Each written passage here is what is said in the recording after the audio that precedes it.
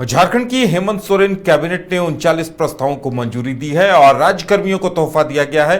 महंगाई भत्ते में 5% की बढ़ोतरी की गई है और इसके साथ ही राज्य सरकार के पेंशन भोगियों के महंगाई भत्ते में भी 5% की वृद्धि की गई है। दुमका हवाई अड्डा से नियमित उड़ान के लिए मौसम विभाग भारत सरकार के साथ एमओयू की बात भी कही गई है और एक और बड़ी घोषणा की गई है कि गंभीर रूप से जो अस्वस्थ दिव्यांग कलाकार हैं उन्हें आर्थिक सहायता मिलेगी। अगर 8,000 से कम उनकी इनकम है तो उन्हें हर महीने एक राशि दी जाएगी। हमारे साथ मदन है। मदन, देखिए, अभ्यर्थियों को उम्मीद थी कि नई नौकरियों को लेकर भी कोई प्रस्ताव आएगा, वैसा नहीं हुआ, लेकिन सीएम ने महंगाई भत्ता में वृद्धि का तोहफा दिया है राज्यकर्मियों को और देखिए और भी कई प्रस्ताव हैं जिन्हें मंजूरी दी गई है। बिल्कुल, देखिए, आज के कैबिनेट की बैठक में 39 प्रस्तावों पर मुहर लगी, जिसमें कई महत्वपूर्ण प्रस्ताव पर चर्चा हुई। फिर इस पर विस्तार से बातचीत के बाद सहमति जताई गई। मुख्य रूप से अगर देखें तो राज्य कर्मियों को 5% महंगाई भत्ता जो है वो बढ़ाई गई है। जो पेंशन भोगी हैं उनके भी महंगाई भत्ते को बढ़ाया गया है और जो खास करके दिव्यांग कलाकार हैं उनके आर्थिक स्थिति और जो स्वास्थ्य लाभ के लिए बेहतर सुविधा हो और उनको एक मासिक राशि दी जाए, इस पर भी निश्चित रूप से एक फैसला जो है लिया गया कैबिनेट के माध्यम से। विभिन्न वेब पोर्टल के लिए एजेंसी के चयन की मंजूरी दी गई। खास करके एनडीपीएस एक्ट के तहत अगर कोई व्यक्ति नशीले पदार्थ का मादक पदार्थों की सूचना देता है तो फिर उसे पुरस्कृत किया जाएगा, ये भी कैबिनेट से मंजूरी दी गई।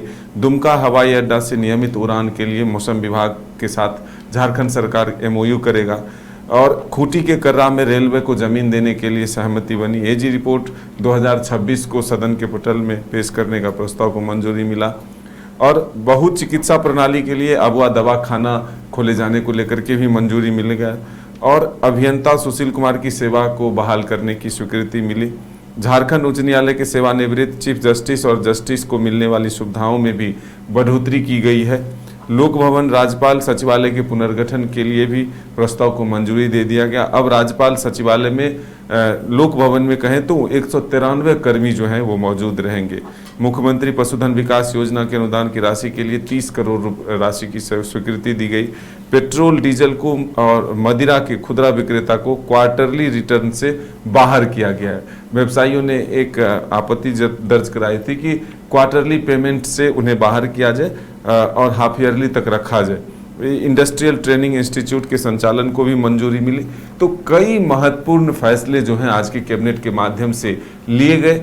हालांकि जो युवा थे, जो अभ्यर्थी थे, उनको उम्मीदें थी कि आज उनके लिए कुछ बेहतर हो सकता है, कुछ तोहफा मिल सकता है हेमंत सरकार के द्वारा, लेकिन ऐसा कुछ नहीं हुआ।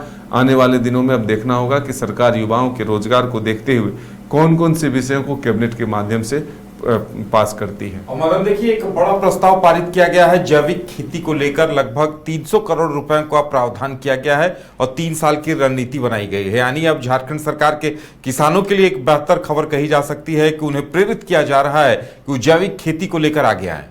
बिल्कुल, देखिए, जिस तरह से लोगों के स्वास्थ्य पर भी खाद का असर पड़ता है और लगातार ये खबरें आती हैं कि खाद्य पदार्थ के बिना कोई भी फसल जो है नहीं उपज रहे हैं, ऐसे में सरकार ने एक वैकल्पिक रास्ता जो है लोगों के लिए खोला है कि जैविक खाद का उपयोग कर जैविक खेती जो है वो करें।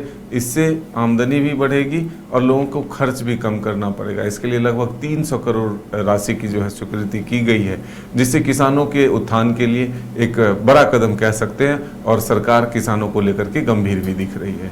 चलिए, अब देखने वाली बात ये होगी कि इन प्रस्तावों को जमीन पर कैसे उतारती है और इसके बाद इसकी प्रतिक्रिया क्या कुछ सामने आती है।